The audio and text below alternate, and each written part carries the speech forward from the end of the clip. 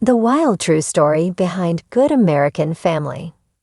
Good American Family, out on Hulu, is inspired by the dramatic but real story of Natalia Grace, who lives with a rare form of dwarfism. In 2012, her adoptive parents said Grace was an adult who was posing as a child and had her age legally changed. The series examines why scrutiny grew over Grace's age and identity. In Good American Family, Grey's Anatomy's Ellen Pompeo stars as Christine Barnett, the woman who adopted a 7-year-old Natalia in 2010. At the time, Barnett was a rising star in the speaker circuit because of her son Jacob, a physics whiz with autism who made headlines for excelling at school when experts doubted his abilities. In the show, Christine sees Natalia, Imogen Faith Reed, as her next project, and her husband, Michael Mark Duplass, is ecstatic to finally have a daughter. In 2012, both in real life and in the show, the Barnetts had Natalia's age changed from 8 to 22 and moved her into an apartment to live on her own.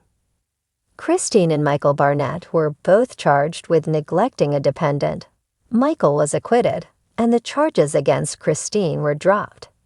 The real Natalia Grace and Michael Barnett both got to tell their sides of the story in the docuseries, The Curious Case of Natalia Grace, the third season of which just aired in January and landed Natalia on the cover of the January 13, 2025 issue of People magazine.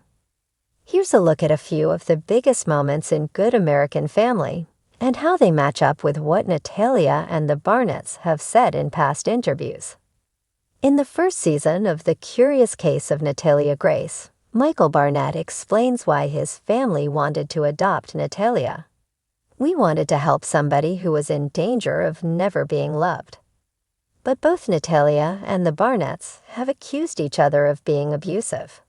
The Barnetts have said that Natalia terrorized them, while Natalia has maintained that they were impatient with her, as someone who lives with chronic pain and trauma. At first, the family had a honeymoon period, vacationing at Disneyland with Natalia. But the minute she arrived in her new home, her new parents grew suspicious. In the first season of The Curious Case of Natalia Grace, Michael said Christine gave Natalia her first bath in the new house and gasped when she saw Natalia had full pubic hair. He says Natalia admitted to having a period and hiding bloody underwear. About 6 months into living with the Barnetts, he says Natalia would try to urinate on her 6-year-old sibling Ethan, defecate in the car, and smear the waste onto the younger boy. He also claimed that she flung the door open when the car was in motion. The Barnetts have said Natalia would take her brother's toys and throw them into the street, even threatening to kill them while they are sleeping. In the docuseries, Jacob Barnett says Natalia hoarded knives in her bedroom. Michael has said that he found Natalia at the edge of his bed holding a knife. Natalia confronts Michael about this story in the docuseries, arguing, "I can't bend my fingers to even grip a knife." She accuses the Barnetts of rehashing a similar scene from the 2009 horror movie Orphan.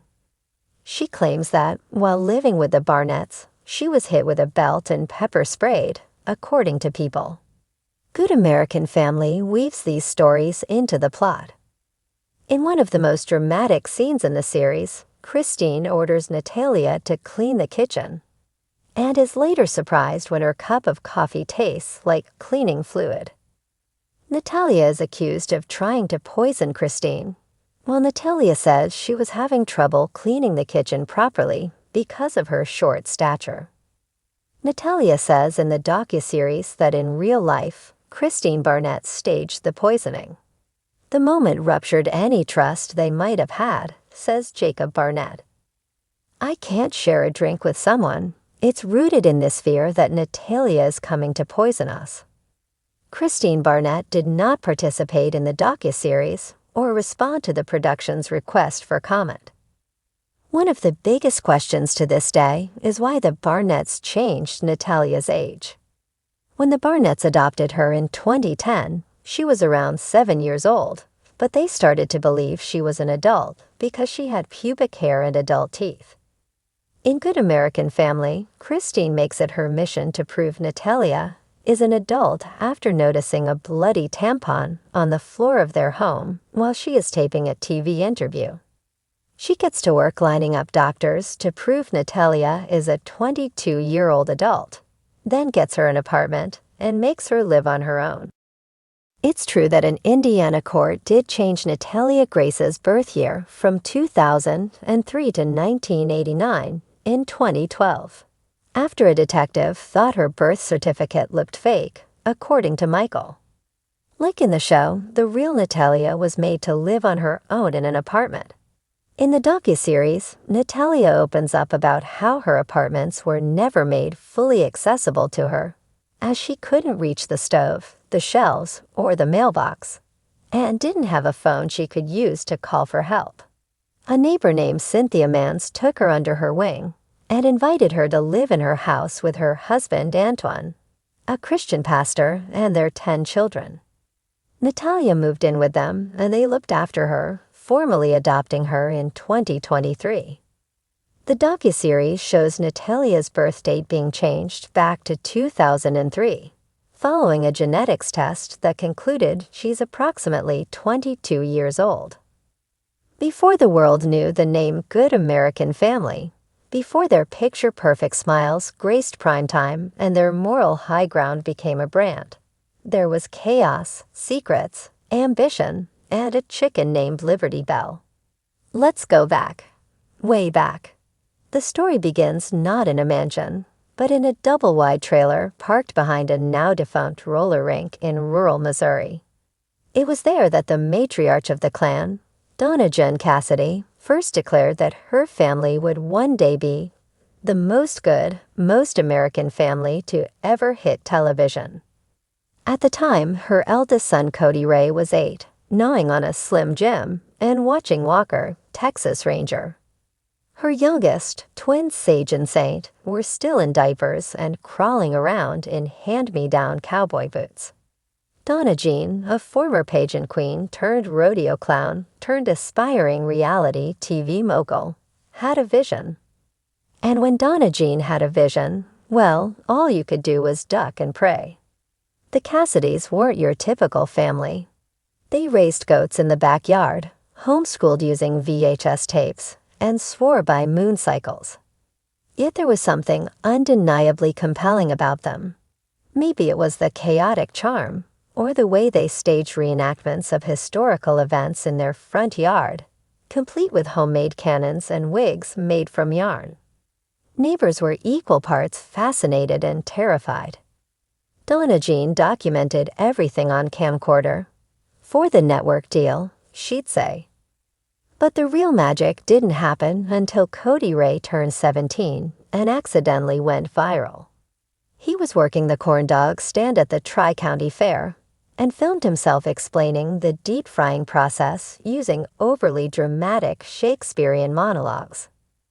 The internet, of course, ate it up. Within a week, the Good American Family channel was born. Part satire, part sincerity, all spectacular. At first, it was just Cody Ray and Donna Jean making skits. How to pray the demons out of your kitchen. Liberty Bell the chicken solves a murder. Family game night, but with emotional consequences. But as their views grew, so did the cast. Saint started writing original songs like Barbecue Gospel and Jesus, Take the Lawnmower. Sage developed a passion for conspiracy theories, which eventually became a spin-off series called Sage Sees All, Even You, Brenda.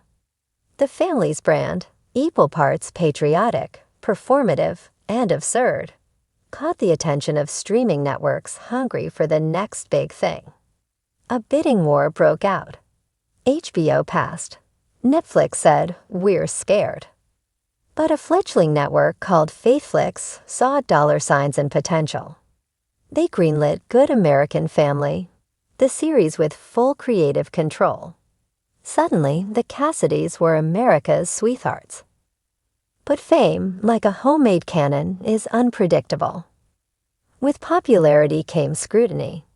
It was leaked that the family wasn't actually biologically related.